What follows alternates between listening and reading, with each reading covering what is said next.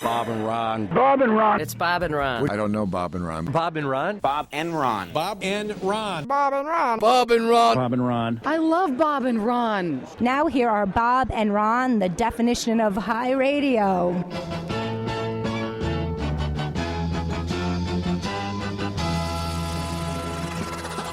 Put your headphones on, get ready to go.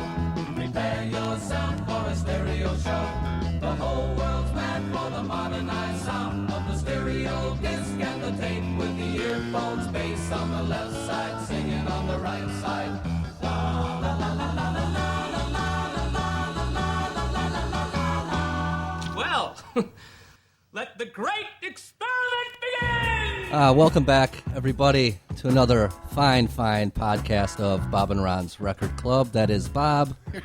Here I am, and you know, this just kills me. We're doing a podcast. Right. Like we used to be, of course, on CKG, and you'd have to start the show an exact time because of a clock. We can start this anytime we want. I'm not ready. I'm totally not ready. It's like exactly like the show where we'd be running in right when our show started. It's like, oh, we got to start. Well, actually, we don't have to do anything. I mean, well, Ron pushed the go button, and we started going. And I forgot we never tweeted out last. We got a lot of loose ends to clear up from last week. And folks, club meeting is in session now. Right. By the way. We'll tie up some loose ends. We have a bunch of new business to talk about, and we'll get right to it. First of all, that's Bob. I'm Ron. This is Bob and Ron's Record Club, episode number 2. Meeting number 2. Okay. We'll just call them meetings. Right, because it is a club. Right. And someday we want to have a secretary. Now, people don't have to get a membership card. You don't have to pay dues. Well, actually, you do. You have to subscribe to the Doll Network. Right, and then the club membership for the Bob and Ron's Record Club is included in that. We're free. We're a bonus. Exactly. This is our podcast is completely free. It's the Doll Network that you have to subscribe to. Oh, and by the way, you know what happened since we've been on the Doll Network? What? Steve is going to be in the Radio Hall of Fame. We tweeted out, coincidence? Well, probably. Yeah. But still, if we can take any credit for it, we'll try. Why not? And the thing is, I wrote something on Facebook, and I grew up listening to Steve. He greatly influenced my comedic tastes, my musical tastes. That's something I always loved about Steve was his musical taste. Yeah, he got us into Paul Revere and the Raiders, for instance, because he said, a lot of people think they're just a joke. They had some, good songs. I checked out some of their albums because at the time they were like 2 blocks. They're great, like garage rocking band. I mean, they got great stuff. They had a psychedelic era, of course, heavier rock era. Like we said last week, every band, every great band from the 60s had their psychedelic album. Right, because they were all dosed at some party once where they're like, I got this great idea for an album, If we just had a sitar, I could sit down on the floor and play. Everybody will be cool. Everything will be cool, man. And everything will chill out. And yeah. So what I was saying was, I grew up listening to Steve and Gary, and then to the Steve Dahl Show, and then we became part of the Steve Dahl Show. Got to work with our hero, our mentor, our tour mentor, and it's just great to see him finally in the Radio Hall of Fame. It's kind of like the Rock and Roll Hall of Fame of radio.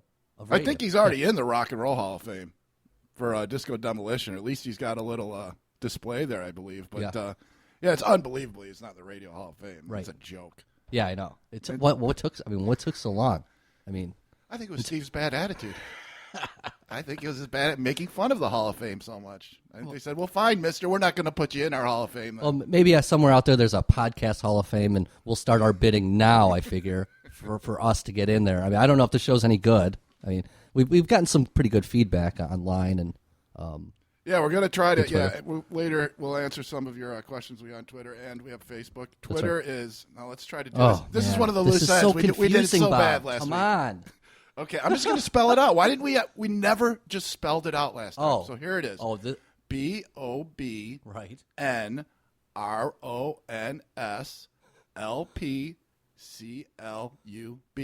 Bob and Ron's LP Club. Right. LP short for? Long playing record. Record, that's the word.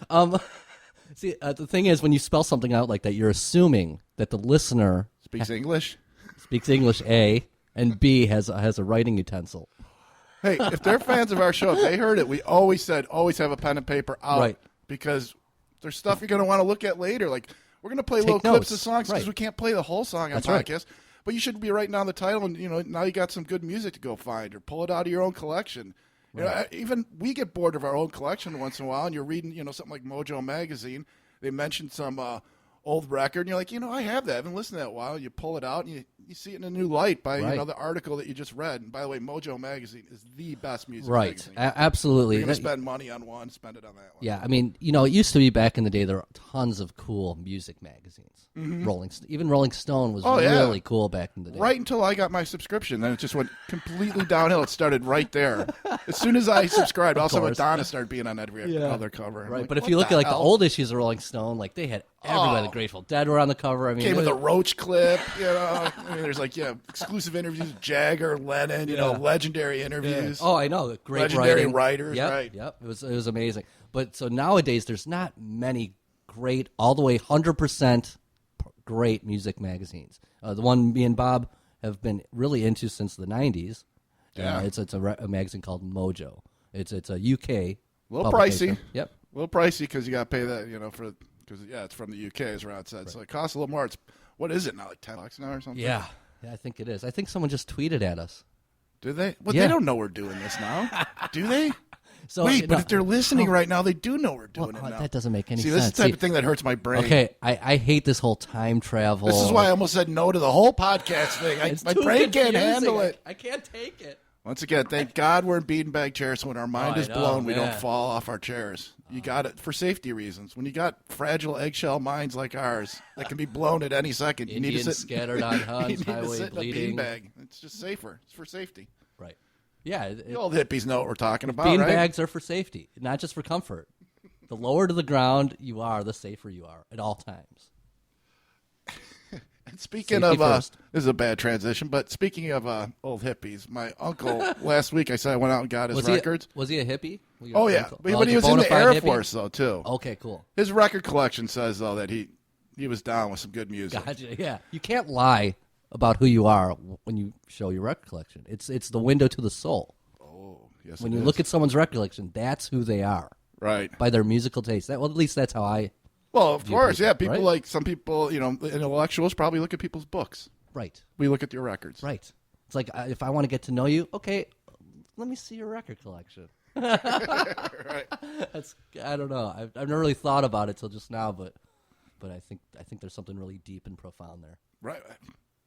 See, we're learning about ourselves, really. Right. I think it's a jazz cigarettes makes us think everything's deeper and more profound than it is. But I'm sure anyone listening, half of them smoke the same brand. But we've quit real cigarettes. Remember that? Right, we have. Oh man. Help me. You know what? I just got a sealed copy of this album. This is right, Neil Diamond. Neil Diamond, the Pot Smoker song is on. I forget which. Was it something in Spit? What is it? Velvet Gloves and Spit. Right. I just found a sealed copy of that the other day. And back to what I was talking about when I was at the record store talking about my uncle's records with the owner. Right. He was saying that most, these are German records, and I said, he was stationed in the Air Force during Vietnam. And he's like, you know what? Most German records you see in town came from ex-military that were stationed in Germany. That's where they get most of them. And then I was thinking to myself, I wonder if all the Canadian pressings you see were from the draft dodgers that went to Canada, collected records up there, and then came back, in the late 80s or something. They came back to America, and they got their Canadian press. Yeah, I never thought about that. But I did bring some if you just want to look at Oh, cool. Visual aids on a podcast. I don't know if this is going to work. Well, this is just for you. We could just, maybe it'll spark your interest. Okay. But I just want you to just... testify. So these, last week we talked about Bob went way out in the boonies to get to do some digging and get a collection that was given to him by his uncle. Right. So, and as I said, it was so far out west, there were still Arby's. Right, Arby's. That's how far out I was. Man. And cigarettes were only $6 a pack. And I texted Ron, I'm like, dude, should we start smoking? No, I'll get a pack. Ron did not answer, so I didn't get them. Yeah, that's right. Me and Bob quit smoking cigarettes. That is. Right. So okay, let's see what you got there, Bob. I see Chicago. What is that? Chicago 3. Okay, cool. Yeah, look at the packaging on this. Check it out, because it's a German or foreign pressing. So instead of being a gatefold, it's that Unipack weird, style. Yeah. So Chicago. This is Chicago. I'm looking at a copy of Chicago 3. Usually it's a gatefold, but with European pressing. Had a thin outer sleeve. Yeah, they're called the unit pack here in the States. Have you ever seen those? And the record's on the inside. Yeah, you got to tuck it in. That always splits the cover on you then. It always winds up driving you nuts. But it says $2.99. Is that the pound symbol, or was that? Yeah, that is pounds. Because remember those old posters they use like pound shillings, something that was like pound speed. But just feel how heavy this vinyl is. Yeah. This is Emerson, Lake and Palmer, Tarkus, German. Oh yeah, ELP. Isn't that heavy?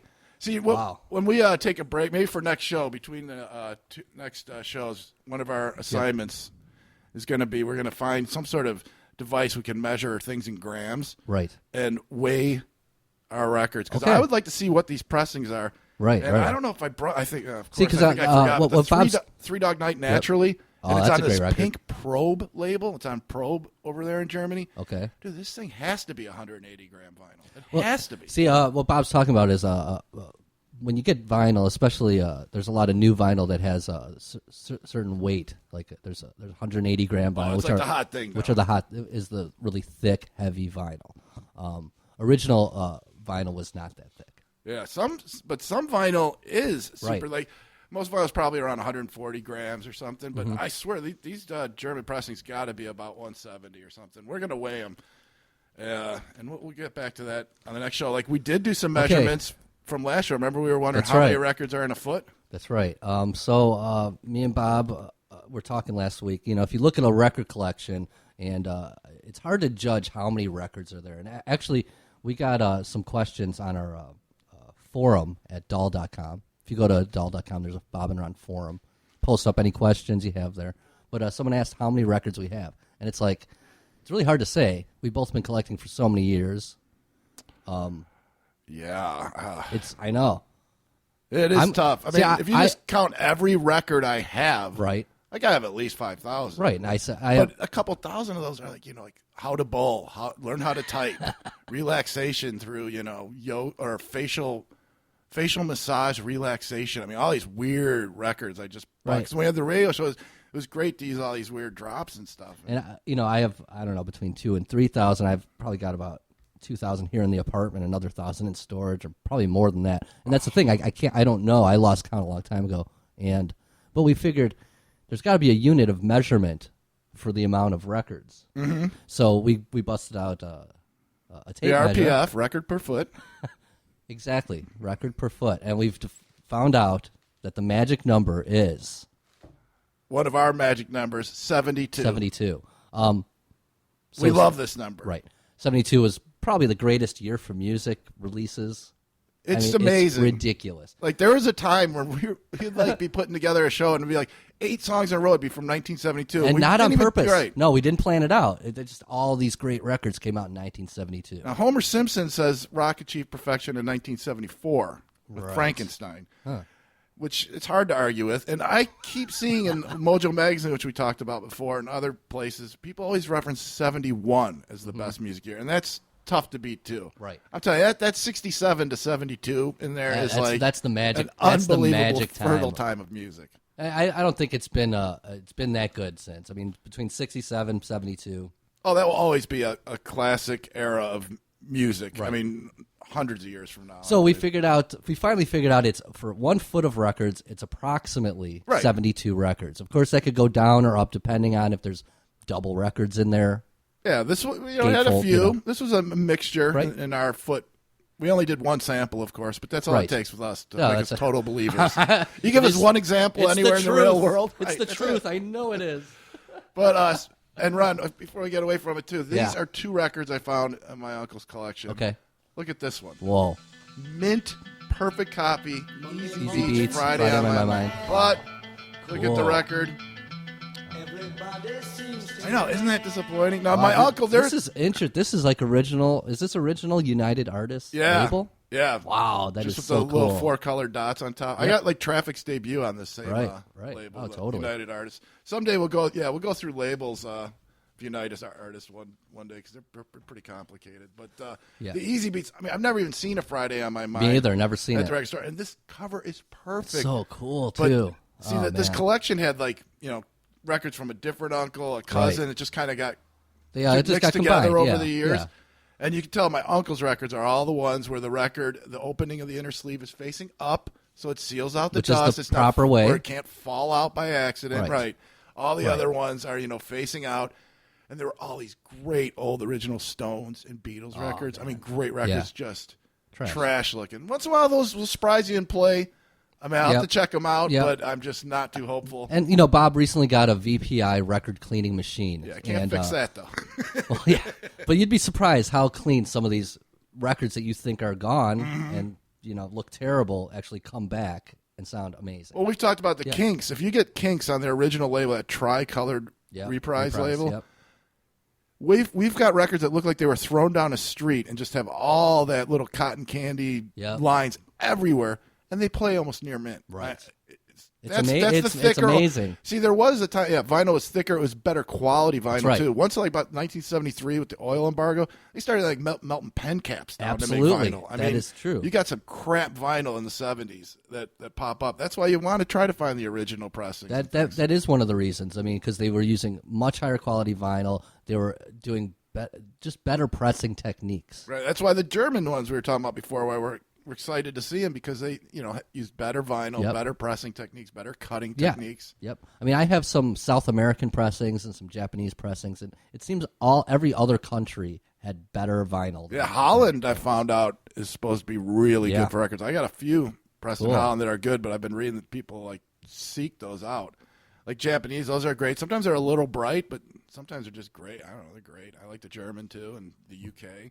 Oh, sure. And here's one last one, Ron, that we got. Now, this is one we're reaching out to you, the listener. I don't know. Maybe you know this group, Ron. I do not. What is it? The Mods. Now that's really, it rings a bell.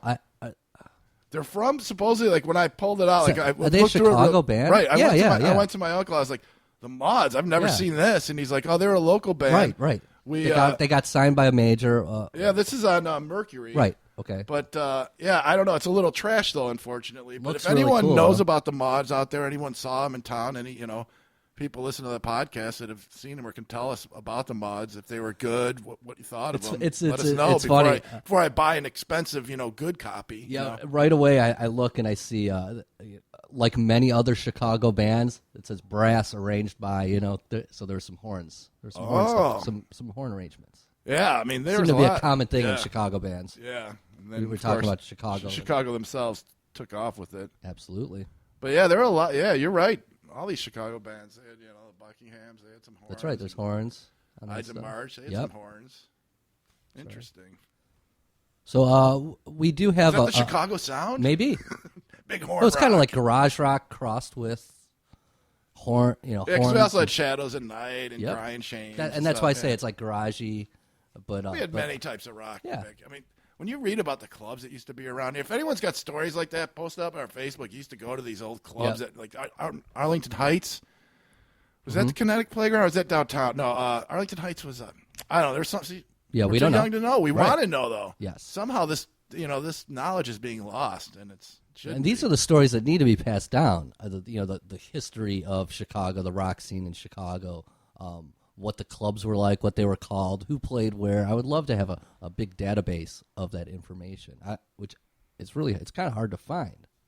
Yeah, in that reader, there's always that little secret history of Right. Chicago music, Sure. which is cool. That's great stuff. And thank God he's doing it because we're too lazy. Yeah, that's really cool. That's Steve Krakow, the Plastic Crime Wave. He's a local character about town, psychedelic fan, music fan, record collector, geek.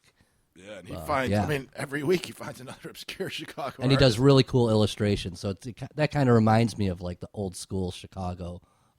Like even when I first started reading the Reader, it used to be much cooler. Cool like drawings and some more psychedelic. Everything used to be cooler. I know.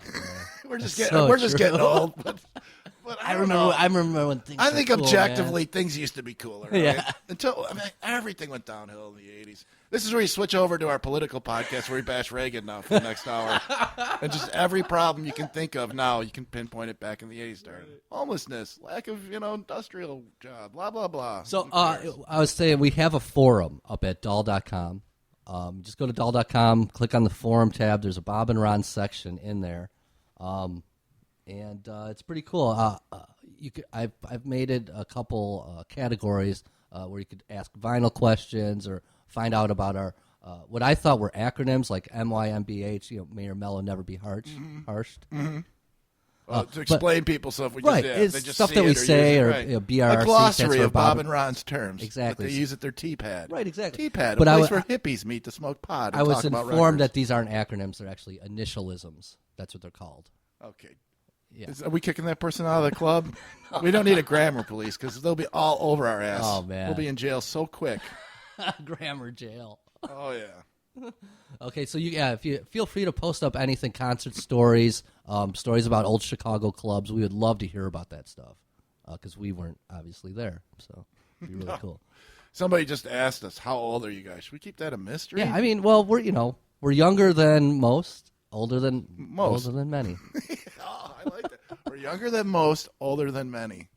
We're exactly the age you want us to be. Exactly. We're all things to all people. We are just a reflection of you people. We're such a niche market already. We really can't corner ourselves anymore. That's right. We're already doing a digital podcast talking about our love for analog records. This is so wrong. There's just a lot of problems. Right. And we realize that. It's inherently wrong. But this right is off only the show bat. 2. It's going to get better. By the time we get down to about a show 158, it's going to be running smooth. Well, let's hope so. Not like that farting microphone. Well, no, we just heard. I was just excuse me. I was just adjusting the mic stand. That's all right. In That's a my way. podcast. Can do whatever you want. I mean, what? Mark Maron's, he's like Mr. Podcast. He does it out of his garage. Steve's in his basement. It's all about keeping it real, man. Yeah, we're keeping it real. So Bob was mentioning our Twitter account. You could ask questions, and people often do. As it's Bob and Ron's LP Club, and I know we keep talking about that, but that's Bob's outlet for the radio podcast. Yeah. See, we each handle. Ron handles the Facebook. Right. I handle the Twitter, and we Right. do that so that you got different content. Exactly. We hate people that just use Twitter to say, "Check what I posted on Facebook." It's like it's the same thing posted because there's programs that have it. So as soon as you post on Twitter, it goes right to your Facebook, and right? Vice versa. So we like to get because we're not, that hard workers that we're going to be putting up new content all the time, going crazy. But if we both do each, then there is going to be some new content every day on one of the two. So there you go. That's Check right. them out. Our Twitter is. Should we try this again? It's Bob N with the letter N. Yeah, it's your Ron's turn. LP, the letters LP Club. Bob N. Ron's LP Club. See how I kind of I separate can it? visualize it. Can you? I can see Bob N. Right. I the see a letter big N. N. Yeah. Ron's LP, the letters LP Right. Club. Got it. That's the Twitter. And then you can go to Facebook. We're Bob and Ron's Record Club, obviously. Real easy. And we got a Twitter question here from at Al Kors. Okay. And he said, "Can you talk about turntables? Okay, sure. His died. He needs to replace it. Which brands? Blah blah blah." Sure. Personally, let's just start off. I have a Riga Plan R3 from I think about 1972 or something. I got it used Right. with a needle that was new, which was I think $199 needle. Okay. And I got this record player I think for slightly under $500, but I traded in 2 other record players. I wound up paying only $200 for it used. But you buy it from a place, they're going to give you a warranty. They're going to back it up. They're going to fix it if it doesn't work in 90. You use it a lot in the first 90 days, see how it's working. Sure.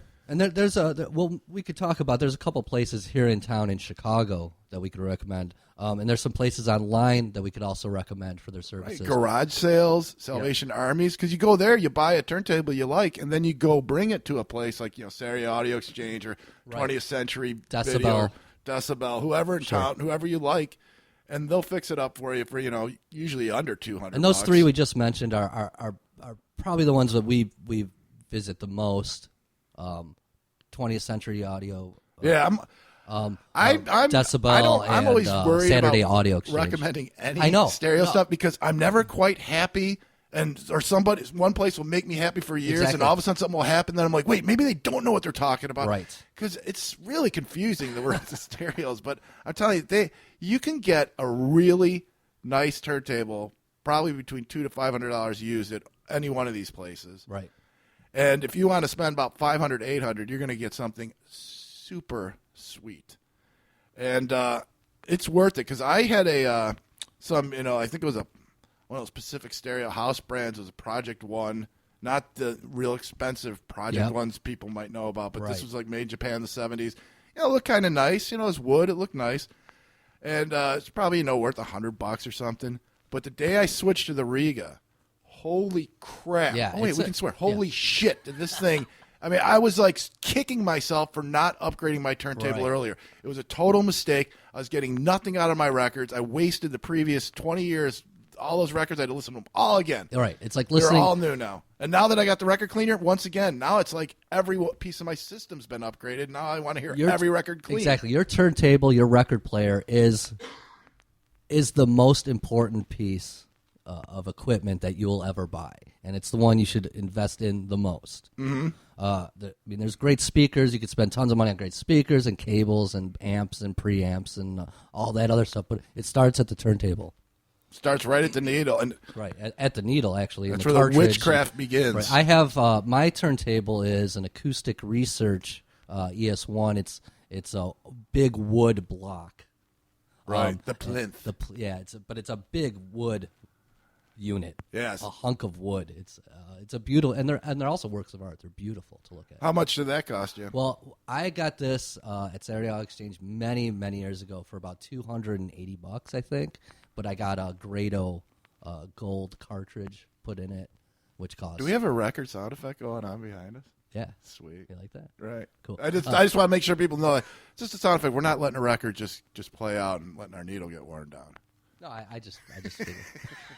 I just picture someone at home going, "Would you pick up the needle? You're gonna ruin it. You're talking about needles now. You're gonna ruin it." Yeah, but I just have a great impression, I just like to think that this radio show, this podcast, is actually on vinyl.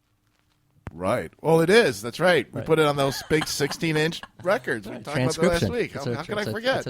That's how they used to do radio shows. That's They'd put them on these They transcribed them, yeah. Pizza size. The pizza they only sell on Super Bowl Sunday size. Oh, I love those. Right. The football pizza. Right.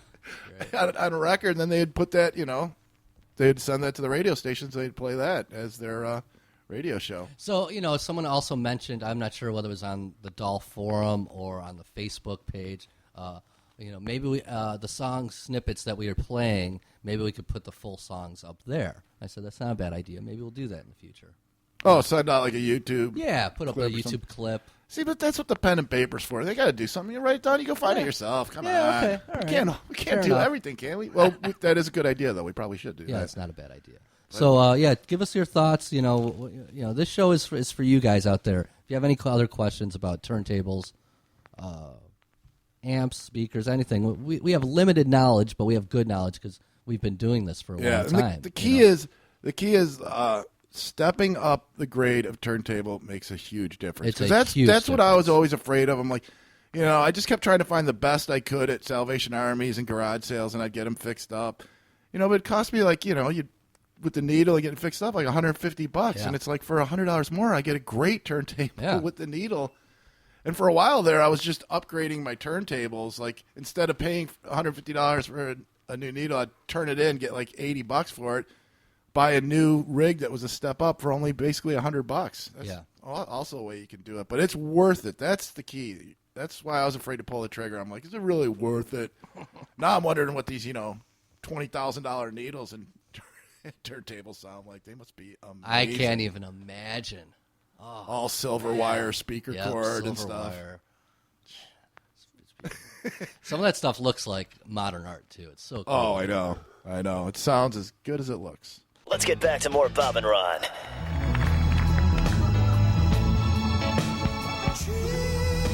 Wow, these speakers sound great. Yeah. I really feel like a dream is being woven. Yeah. Now, here's your hosts, Bob and Ron.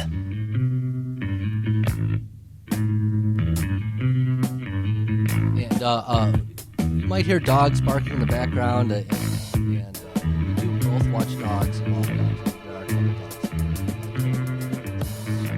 They're killers. They're trained to get anyone that puts their fingerprints on a piece of vinyl, they go for the throat. Yeah, people, don't touch the actual vinyl record. DJs hold it by the edges. Yeah, buy our DJ gloves we sell. So when you're doing your scratching and whatnot, you're not getting your fingerprints all over the vinyl. Bob and Ron patented DJ glove. Yeah. Oh, there go the dogs. Awesome. And another loose end that we, well, more of a loose end for me personally, but the Blackhawks, we mentioned them last time, and we got to mention that they had just won the Stanley Cup, which the city is going nuts. And since we're on a podcast, I can actually say the best quote of all time that came from the parade. I don't know. Did you even watch the parade? I was actually working the whole time, unfortunately. Oh, were you? My other job at the recording studio, we're in the process of moving, so we were looking at spaces. And go ahead. That's got to be a bitch, moving a studio. Oh, yeah, we could get into more detail of that, but yeah, it is. Yeah. See, now that'll be a loose end, right? Get your pen and All paper right. out, and we'll talk about that next show because I want to know how many wires you got to move in a studio. I don't even like moving my own stereo, Right. let alone a studio. Yeah. That scares me just hearing you say that. Yeah, I run a small boutique all analog recording studio, or at least I did until about a month ago, when we finally had to move location. So, but we'll be back up and running. Now you run a moving company? Basically, yeah. I wrap cables for a living, it seems. So anyways, here's the best quote that came out of the Stanley Cup at the parade. Everyone knows it, but the problem is it's all over Twitter, and everyone's misquoting it. So we just want to get it on the record. Corey Crawford, when he came up there, the pressure finally off him. You know, everyone was doubting him, and he kicked ass. He came up. He just said, "Fucking right, Chicago." Like they're the biggest bunch of beauties in the league. Fucking worked their nuts off for this trophy. Woo! No one will ever take this away from us. We're the champs. I just love that hockey talk. A bunch of beauties, you know. What is that? It's like a beauty's like a real, a great hockey player, a great guy too, and a bit of a party animal. Like they're great, just a great teammate and just a great guy, and they're just beauties, eh? Oh, see, now I get it. Yeah, see, that makes sense. So congratulations. When you talk like to Bob Chicago. and Doug, man. Right. Then I get it. Okay, cool. Yeah, they were doing real Canadian stuff there. That's my favorite part about hockey, hearing them get it's all so Canadian. Oh, I love that. But when he's just up there, he just starts swearing. Then after the rally, like Cheryl Burton, our local Channel 7, she's out in the crowd interviewing people, like with these little kids. What was your favorite part? And they're like, Corey Crawford, I loved it. Like even the kids, old people, everyone they asked, who was your favorite speech? They all were saying Corey Crawford. And, of course, they're getting all nervous and they're like, oh, yeah, okay, let's go back to you, you know. It's like, who cares? He swore, big deal. That was so awesome, though. But, yeah, congratulations to the Hawks. And we're now in the city of champions. All right, So, amazing. For a change. there you go. That's great. Now, hopefully someone from Boston will try to trash talk us. The band Boston? Oh, yeah. Brad Delp, maybe? Tom Scholes? Delp. That's a word you can say a few times in a row and just make yourself laugh with. Right. No, John Fogerty. Right, Fogerty. It's just like, after a while, it's like, Fogerty. Is that right? You know, I say it to myself. Sometimes I just get stuck at home saying that to myself, and I got to call Ron. I'm like, Ron, is it Fogerty? I don't even know what I'm saying anymore. Help me out. Yeah. Oh, Fogerty, man. That guy they had such a CCR, Creedence. Oh, man, they had such a great sound. Oh, and this is another reason we love bands from this time. They're putting out 3 albums a year of just pure gold. Right. Nowadays, you know, like your Justin Timberlake puts out an album every 5 years or something. It's like, just imagine the Beatles if they put out an album every 5 years. All right, they're on Ed Sullivan, 64? Right. 5 years later, it's Abbey Road. Right. There you go. There's your 2 albums from the Beatles. It's like, what the hell is wrong with these people now? I mean, I don't understand why. How does putting out less help? You think the record companies would be forcing them to put out more, right? Don't they want to sell stuff? I don't get it. It's like, yeah, okay, we'll put out a record every 5 years, work real hard so you sound like everybody else, and it's just like, oh, God. Bunch of crap. But, yeah, that just freaks me out, like how much the Beatles did in 5 years. And then you look at artists today, how much they do in 5 years. They got 2 albums. They're lucky. And Creedence, yeah, put out like 3 every year. Right. The Monkees were putting out 3 albums a year. Right. Come on. All right, I'm back in the beanbag and off the soapbox. Oh, thank God. I'm scared up on the soapbox. Here, Bob. Here you go. Make everything better. Oh, man.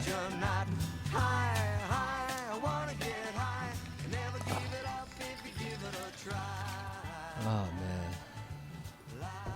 Wow, that was a really good bong sound effect, dude. Let's get back to more Bob and Ron. You are listening to some CDs? Please, compact disc blow. People were not meant to hear music with such clarity. People need to hear snaps and pops. What is that? This, my friend, is the only modern piece of equipment I will touch. Is it a CD player? No, It's a mini Victrola, and it allows me to listen to the only decent music ever committed to vinyl. Vinyl? Yes. Is it a DAT player? Jesus, just listen. Now, here's your hosts, Bob and Ron. Vinyl. Man. Oh, is that as dumb as people calling vinyls? Oh, nowadays. do not get me started. Oh, on this. I think I just did. Okay, I just got them started. You know, look out. It seems that when people are talking about a bunch of records, more than one record, they say the word, and this is a new thing. Oh yeah, people are saying vinyls. That's not correct. It's vinyl. No matter how many, you have a bunch of vinyl records. Right. I don't think they're doing it as like. You know, like, I don't even want to say some of these new slang because I just hate them. But, like, people say cray instead of crazy. I don't think they're doing anything cutesy like that. I think records were just so dead for a while that the name was kind of lost, and they call those vinyls and others, digital copies, I guess. I don't know, but I heard somebody talking, like, using vinyl. that in a sentence to me. One, yeah. Oh, yeah. I was like, I'm like, vinyl is singular. I always I talk to the young kids when I'm at a record store. Yeah. I upsell people all the time. That's why the record store owners they do like me because like they'll come up there with the Grateful Dead album. I'll upsell a Quicksilver Messenger Service Happy Trails album. Did it the other day. Nice. I have personally sold. You like the Dead? Check out Quicksilver. I have personally sold. I would say at least a half dozen 12 Dreams of Dr. Sardonicus. Oh, absolutely. I swear to God, I just. There was one day, there's a lady, she was 75 years old, looking for a record for her son. Right. And I'm just like, what kind of music? She gave me a little record. I'm like, I'm sure he doesn't have this, and it'll blow his mind that you brought home something so cool. Yeah. And she's like, she went and bought it, and I wish I got her number or something to find out what happens to these people I later. actually have a return story on that. I was playing a show in Philly, and at the place that we were playing at, my band Margo, we were there was like this record fair like in the hallway, okay? Mm-hmm. And one of the kids from one of the opening bands, I think, he might have been an opening band, he might have just been a fan. I don't really remember that part. But we were going through it. I was going through the records, of course. I mean, right. And there was a kid next to me, and I saw him stop at Spirit 12 Dreams of Dr. Sardonicus. I could see it out of the corner of my eye because it's a white cover. It's like I knew it right away. And I saw him pull out the vinyl and look at it. And it was Yellow Epic. So original. I was like, sweet, original copy. It's like, all right, what's he going to do? And he put it back. Oh. And I was like, hey, dude, I'm like, do you know that record? And he's like, I think I know Nature's Way. So and he was a younger kid. Right. And I was like, all right, this kid, might, this might be someone I could really turn on. It was a semi-hit, Nature's Way. Nature's Way, sure. I'm like, well, if you like that song, I think you should definitely buy that record. It's the original first pressing. He's like, oh, really? How do you know? And I'm like, well, don't get me started. He wasn't from Chicago, so he didn't know who Bob and Ron were.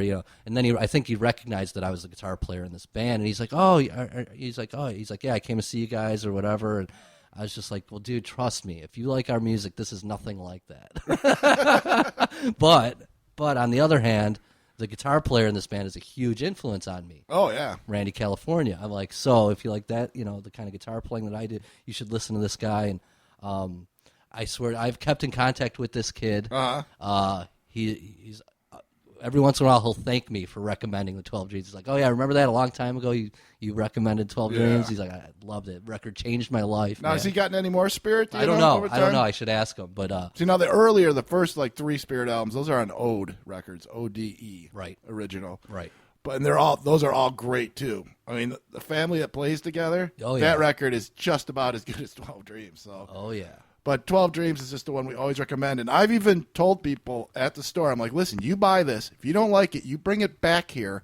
I'll give you your money back. I'll give you your money back. I'm like, I was at Shake, Rattle, Read. I'm like, yep. Rick, you don't give the money back. You take it back and put it on, say that I put it on an IOU from me because exactly. I will pay your money back. Exactly. If you do not like this record. If you, honestly go listen to it. It's kind of one of those records that we based. A few times. We based our whole record club like it's kind of like one of our flagship records. Oh. Because of the fact that it's a band that people might have heard of because they did have one hit. I Got a Line on You. Oh, goes great a little song. like this. That's on the Family right? That Plays Together record. Exactly. and they had a minor hit with Nature's Way. Yeah, it's a nice song, but it's probably the least interesting song on that whole record. But it's a great song. But I remember nothing taking away from it. I like it. It's a great song. Yeah, it's great.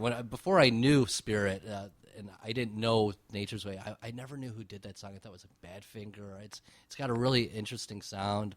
I just couldn't put it. Was one of those songs I heard on the radio, and I had to call the station to find out. Yeah, I remember when I first played that for you, and I remember that clicking. I remember you telling me this story. Yes. Because I first saw it, I was actually re-record at one of our 2 headquarters up at Ron's right now in Rogers Park area. Right. I used to live up here, and when I did, just a few blocks away over on Pratt there, Pratt and Newgard, I think it was. Yeah, that's right. My upstairs neighbor, one day I came upstairs, and he's like playing me something, and I'm like, who's this? He's like, Spirit, and he's like, I look at him like, I know that song, Nature's Way. I like that song.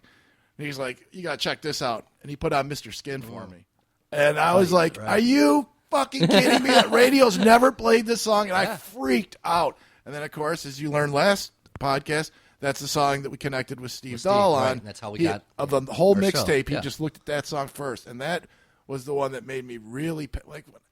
When you hear the great songs that have never been played on the radio, that's a whole band that's really never been played. Those 2 songs, fine, they've played those. Yeah, but they're not a one-hit wonder band. They are master musicians. I mean, we're talking like 5, 6, 7 records of just masterpiece, perfect records, amazing records. 4, there's no argument with. The first some 4. of the later ones, some people might argue with, but if you get into the even like Spirit of California, 76, yeah, I love that record. Son of Spirit, all of them. I like them all. Me too. If you start at the beginning, don't start at the end. Start at the beginning.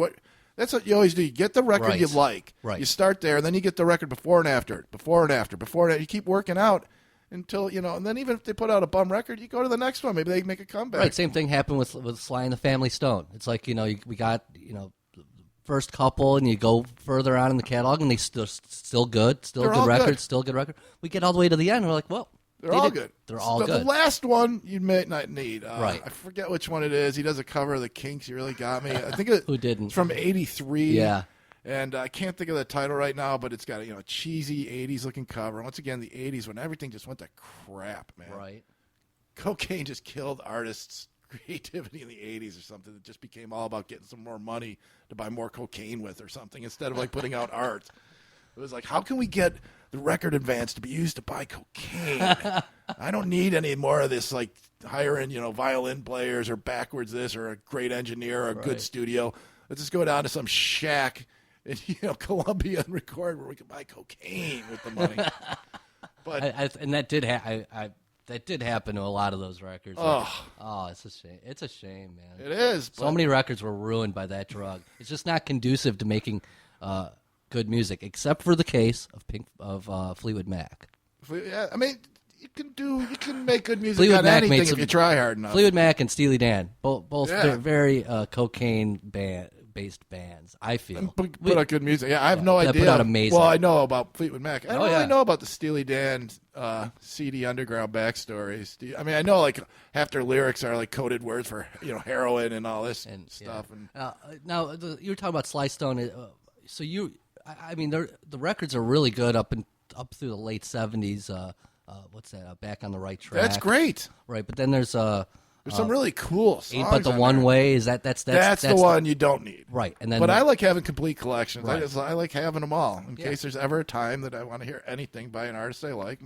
Because usually the record like that is going to be the one you can get for $3 or $4 because it's crap. Right. So it's you get what you pay for on that one, I guess. That's right. But I'll tell you what. Ron and I, we got real lucky when we started collecting records. Yeah, we started. I mean, at the Nader for vinyl, so like everything was really cheap. You could get everything for under $5. When me and Bob were really building our collections, we were going to Salvation Armies, thrift stores all over, thrift shops all over Chicago, and finding multiple, like 10, 15 amazing records in really good condition. You go to a Salvation Army nowadays; they're so picked through.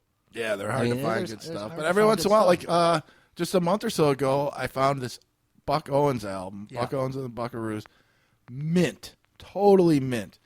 And I'm not a country fan at all. Yeah. I brought it home, I played it. I couldn't get enough of this record. Stop playing it. I could not get it. Now I have, I think, 6 Buck Owens records. Awesome. I love when that happens. When you're slightly skeptical of an artist or something, you know, you might kind of know about them, you check them out, Yeah, and then just ignorance on my part. Right, and then you just fall in love with them. You know? Yeah, I mean, and then almost any artist, I don't know, if you give them a chance from that time, you had to work your way through things before getting a record. Yeah. So most artists were pretty good by the time they're recording for some major. I mean, we're not talking about total obscurities here on the show. I mean, we got some of those. But, most of these artists we talk about, they're all on major labels, believe it or not. Yeah. Yeah. And before we go, there's one more thing, loose end that we didn't maybe quite What's that? hit home enough last time. We were talking about one of your greatest garbage finds, speaking of being at Salvation Army. Oh, man. Your three Beatles, mono, original, first pressing, UK pressing. Right. Parlophone label. Beautiful heavy vinyl. Heavy vinyl, really thick sleeve. I found it in the garbage while I was walking dogs. Literally, I was walking down the alley, which you have to do when you walk a dog. You have to go into the alley to throw stuff away. Right. And sitting there, leaning up against a dumpster was, I'd say, about 100 records. Okay. And I'm like, I grabbed. At least they put them outside the dumpster, letting someone find them instead of in the dumpster. They did that on purpose. I was thankful for that. It was a sunny day. It wasn't too hot. There was no water out. It was dry. They had just put these out. I could tell. They just put them out. I'm like, and the first couple albums looked like, maybe water damage, some mold or something. Right. So I was like, I'm just going to flip through these really quick. Right. We got to. I mean, how can you resist? Right, I could. I mean, that's like free birdseed to the Roadrunner to me. If I see a crate of records, I'm flipping through that. I don't care if there's a big anvil hanging over my head. I'm flipping through those records. So, first couple, I was like, nothing. There's a couple cool things. I was like, Carpenter's record. I was like, okay, cool. I'll grab that. For put free? That aside. Yeah, sure, why not? And then I swear it was maybe 5 or 6 records in. First thing, I was like, what is this? Help. Beatles. I'm like, okay. Let me check the quality. It's really nice, thick cardboard sleeve. I turn it around, mono. I'm just like, what? What is that? You just start shaking. I You're mean, so excited. You're just like, I gotta get this up. What I did was, you get that, like, all the blood rushes out of your body, and it's like, what did I just find? Oh, this is original Parlophone. It's a UK pressing. I mean, I just lost it. I set it down. I went and tied up the dog, on a fence real close. Right. Just like it. So I did not have to worry. I had to drop everything. And the next 2 records was Mono Revolver, Mono Rubber Soul, and I mean, it was one of the greatest days in my whole record collecting. Oh, I can see you're about to tear up. I mean, it was amazing. This is That is amazing. I mean, those are how much, Bob? How much are those? I think you've looked them up. How much are those records worth? Well, here's a place, and everyone should know about this too. It's called Collector's Frenzy. Sure. And you can go there and you type in any album and you type it in. I guess, why don't you check it out? Let's see how fast your computer is. Okay. CollectorsFrenzy.com. Not too fast. The Boro 1900 is working overtime. Beatles, Revolver, right? Mono. Beatles, Revolver, Mono, UK. Okay, we'll see what comes up here. Let's see what comes up. And it should just give you like over the past few years what it sold for on different sites, so you know what it sells in the real world. So this and you look at these records. Almost any record goes from $100, and then that same record might sell for $12 one day if you just get in the right auction at the right time. So let me look this up here. It's collectorsfrenzy.com. We'll have to edit this. Oh, I thought it was going to go fast. Okay, here we go. Let's see. Okay, Beatles, Revolver, Mono, and Condition is Mono original. What do you think? Yeah, Mono UK. Mono UK. Let's see what comes up. If you get too specific, maybe there won't be enough. Beatles, Revolver original, UK, Parlophone, Mono, $495. All right, garbage. Next. The next one down is, and this was sold 19 days ago.